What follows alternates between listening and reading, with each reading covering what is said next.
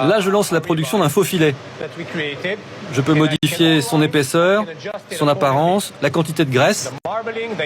Dans 30 minutes, j'aurai mon faux filet prêt à consommer. Vous avez bien entendu, ici on imprime la viande. Dans cette usine, digne d'un film de science-fiction, vous avez le choix entre plusieurs pièces de bœuf. Là, je lance la production d'un faux filet. Je peux modifier son épaisseur, son apparence, la quantité de graisse. Dans 30 minutes, j'aurai mon faux filet prêt à consommer.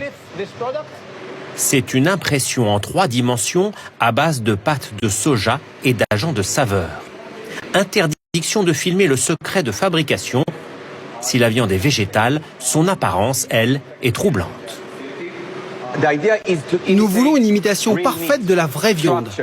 La consistance, le goût, l'odeur et même le jus.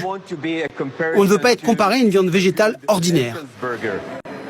Des steaks hachés plus vrais que nature, des saucisses ou des boulettes d'agneau, tout est végétal ici. Des produits vendus en Allemagne, aux Pays-Bas et bientôt en France. La viande végétale représente 1% du marché mondial de la viande. Ici, on imite même le sang de bœuf avec de la betterave. Parfois, les gens ne se rendent même plus compte qu'ils ne mangent pas de la viande d'élevage, mais un produit alternatif. Une solution très en vogue en Israël, où le mouvement végétarien pousse au changement. Voici de la viande animale dans un restaurant, mais comme l'élevage représente 15% des émissions de gaz à effet de serre dans le monde, l'établissement propose d'autres choix. Ça, c'est un faux filet classique.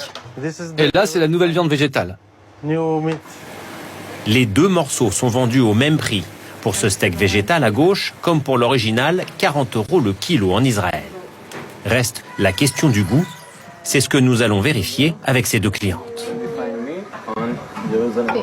Ça ressemble à de la viande. C'est fou. J'ai l'impression de manger de la viande chez ma grand-mère.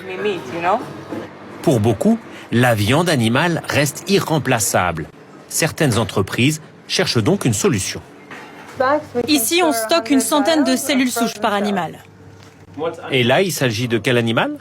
Là, c'est du poulet. Des cellules animales qui se multiplient dans un bain de fermentation pour donner de la viande.